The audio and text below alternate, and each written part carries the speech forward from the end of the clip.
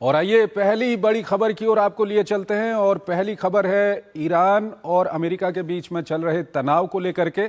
Iran और America के बीच युद्ध विराम बिना दूसरे दौर की बातचीत के ही बढ़ा दिया गया है, लेकिन हॉर्मुज में किसी भी वक्त बड़ी सैन्य झड़प का खतरा गहराता जा रहा है। दोनों पक्षों के बीच में मध्यस्थता कर रहे देश लगातार बातचीत की राह तलाश रहे हैं, लेकिन हालात काबू से बाहर होते दिख रहे हैं।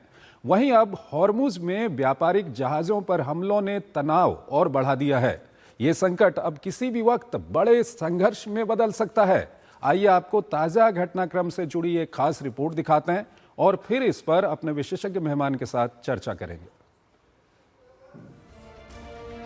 कहां तो बातें हो रही थीं इस्लामाबाद में फाइनल समझौते की, और कहां अब हाल यह है कि हॉर्मुज में जहाजों पर ताबड़तोड़ हमले हो रहे हैं। पाकिस्तान वार्ता की मेज सजा कर बैठा रहा, लेकिन ईरान अपनी शर्तों से टस से मस नहीं हुआ। यही ऊहापोह है जिसकी वजह से अमेरिकी उपराष्ट्रपति जेडी वेंस वॉशिंगटन में सामान बांधे बैठे हैं, लेकिन इस्लामाबाद की फ्लाइट नहीं पकड़ पा रहे हैं। इतना जरूर हुआ कि अमेरिकी राष्ट्रपति डोनाल्ड ट्रंप ने आज खत्म हो रही सीज फायर की समय सीमा फिर से बढ़ा दी है। गौर करने की बात यह है कि इस बार उन्होंने इसकी अवधि भी निर्धारित नहीं की है। जानकारों का मानना है कि ट्रंप का ये कदम दोनों पक्षों के बीच किसी समझौते की संभावना को मजबूत करता है। हालांकि ट्रंप ने हॉर्मुज में अमेरिकी नाकेबंदी को न सिर्फ बरकरार रखा, बल्कि इससे ईरान को होने वाले नुकसान को रेखांकित किया। उन्होंने कहा कि ईरान दिवालिया हो रहा है। हालांकि ईरान अमेरिकी नाकेबंदी को शांति वार्ता में सबसे बड़ी रुकावट करार देता रहा है। एक वरिष्ठ ईरानी अधिकारी का कहना है कि युद्ध विराम के विस्तार का कोई मतलब नहीं है, ये सिर्फ बड़ा हमला करने की तैयारी के लिए समय हासिल करने का जरिया है। ईरानी संसद के स्पीकर के सलाहकार मेहदी मोहम्मदी ने एक्स पर लिखा, नाकेबंदी को जारी रखना किसी बमबारी से कम नहीं और इसका माकूल सैन्य जवाब दिया जाएगा। इस बीच पाकिस्तान के प्रधानमंत्री शहबाज शरीफ ने इस्लामाबाद में ईरानी राजदूत के साथ बैठक की। माना जा रहा है कि ये उनकी ओर से ईरानी अधिकारियों को बातचीत में शामिल करने के प्रयासों का हिस्सा है। ईरान बार बार यही दोहरा रहा है कि ट्रंप की बयानबाजी और विरोधाभासी रवैये को देखते हुए कोई भी वार्ता निरर्थक है। उधर समुद्र में पसरे इस तनाव के बीच हॉर्मुज में 3 जहाजों पर भीषण हमले किए गए हैं। ईरान का कहना है कि चेतावनी के बावजूद आगे बढ़ने वाले जहाजों को आईआरजीसी ने निशाना बनाया। समुद्री निगरानी से जुड़ी ब्रिटिश एजेंसी UKMTO के मुताबिक इनमें से 2 जहाजों को आईआरजीसी ने हमले के बाद अपने कब्जे में ले लिया है। जिन जहाजों को निशाना बनाया गया उनमें से एक पर लाइबेरिया का झंडा लगा था। ओमान के उत्तर पूर्व में इस जहाज पर रॉकेट दागे गए, हालांकि इसके क्रू को कोई नुकसान नहीं पहुंचा। दूसरा जहाज पनामा के झंडे वाला था, जिसे ईरानी तट से 8 समुद्री मील दूर निशाना बनाया गया। इसके चालक दल भी सुरक्षित बताए जा रहे हैं। तीसरा कंटेनर जहाज उस वक्त गोलीबारी का शिकार हुआ जब वो हॉर्मुज से निकलने ही वाला था। इस जहाज पर भी लाइबेरिया का झंडा लगा हुआ था। और जिस तरह की स्थिति बनी हुई है, इस पर बात करने के लिए हमारे साथ प्रभु दयाल जुड़ रहे हैं। पूर्व वरिष्ठ राजनयिक हैं, विदेशी मामलों के जानकार हैं, उनसे हम बातचीत करेंगे। प्रभु दयाल जी, बहुत बहुत स्वागत है आपका हमारे इस कार्यक्रम में। प्रभु दयाल जी, पहला सवाल तो यही है कि ये हॉर्मुज में जो सिचुएशन बनी हुई है, ये ऐसी सिचुएशन है जो कभी भी बहुत कुछ एस्केलेट कर सकती है, काफ़ी हालात ख़राब कर सकती है। क्या कुछ कहेंगे इसको लेकर के? देखिए, पहले तो अपने शो में बुलाने के लिए आपका बहुत बहुत धन्यवाद।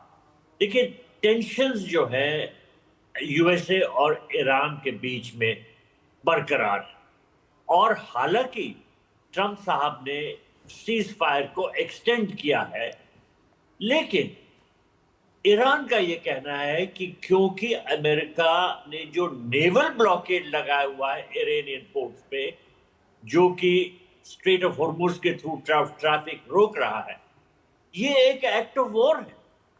और जैसा आपने जिक्र किया था अपनी कमेंट्री में कि इस्लामाबाद में पीस टॉक्स कराने की कोशिश की थी पाकिस्तान गवर्नमेंट ने, लेकिन वो तो एक तरह का ख्याली पुलाव था, क्योंकि अगर ईरान और अमेरिका की जो पोजीशंस हैं उसमें दूरी पूरी तरह से बरकरार रही है, तो फिर पीस टॉक्स का कोई मतलब ही नहीं होता। इसी वजह से ईरानियन डेलीगेशन ने आने से साफ साफ मना कर दिया था। उन्होंने कहा कि जो अमेरिका की हरकतें हैं वो हमको नहीं मंजूर है, हमारी शर्तें वो मंजूर करें, तब हम आने के लिए तैयार हैं।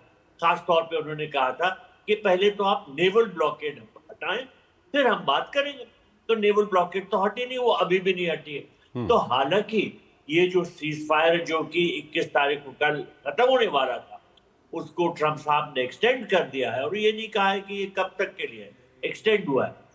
लेकिन क्योंकि नेवल ब्लॉकेड अभी भी बनाया हुआ है अमेरिका ने, इसलिए ईरान ये कहता है कि ये तो एक्ट ऑफ वॉर चल रहा है, ये वॉर लाइक सिचुएशन है, और इस वजह से हम बिल्कुल मानने को तैयार नहीं है कि अमेरिका हमारे साथ कोई सही तरह से बात करना चाहता है।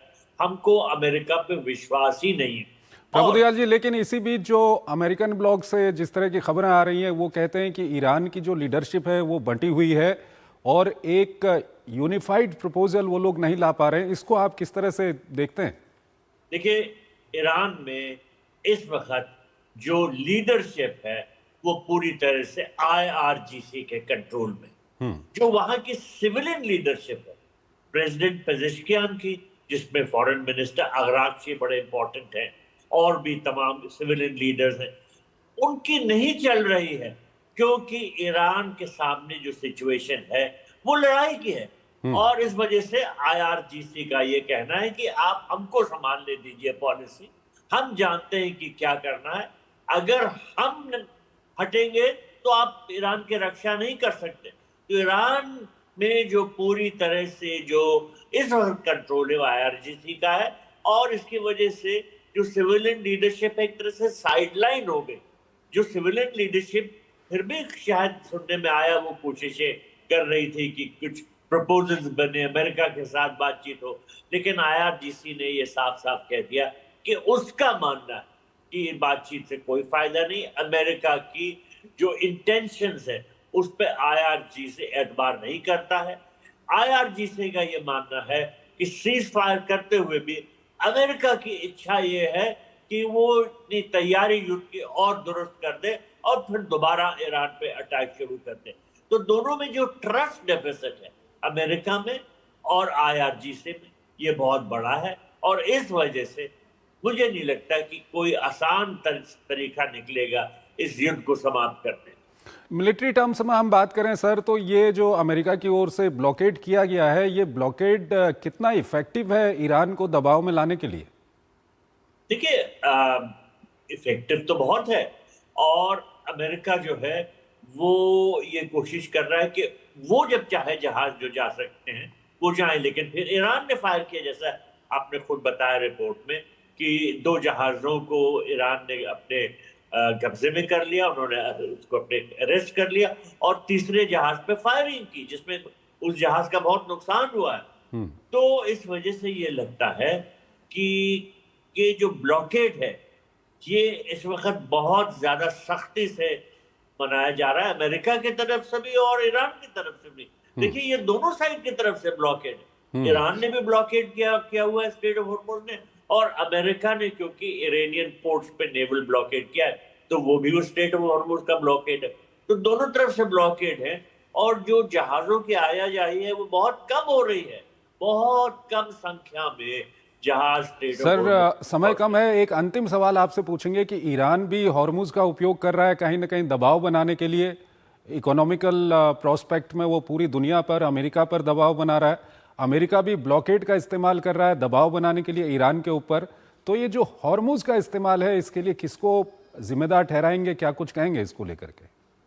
देखिए, शुरुआत तो इसमें ईरान ने की थी, क्योंकि उसने ट्रैफिक ब्लॉक करने के लिए स्ट्रेट ऑफ हॉर्मुज़ को ब्लॉक किया था, और ये कोशिश की थी कि क्योंकि जहाज अगर नहीं जाएंगे तो दुनिया में ऑयल क्राइसिस बढ़ेगी और हर तरह से जो ग्लोबल इकोनॉमी है उसको नुकसान होगा। तो ये प्रेशर टैक्टिक थी ईरान की, लेकिन वही टैक्टिक अब अमेरिका ने लगा दी कि ईरान पे अगर वो ईरान के पोर्ट्स पे ब्लॉकेड करते हैं, स्ट्रेट ऑफ हॉर्मुज़ को ब्लॉक करते हैं, ताकि ईरान के कंट्रोल में कुछ ना हो सके। ईरान के शिप्स जा रहे थे और चीन को तेल लेके और उन सब जगह, तो अब वो ईरान के शिप्स नहीं जा सकते ईरान के पोर्ट से कोई भी। तो इस वजह से दोनों साइड्स ने ये इस तरह से इस्तेमाल करने की कोशिश की है ब्लॉकेड को कि उनका फायदा और दूसरे का नुकसान। ठीक है सर। प्रभुदयाल जी हमारे साथ बने रहिएगा, एक और महत्वपूर्ण विषय है उस पर अभी हम बातचीत करेंगे, लेकिन यहाँ पर हमको एक छोटा सा ब्रेक लेना है, एक छोटा सा ब्रेक।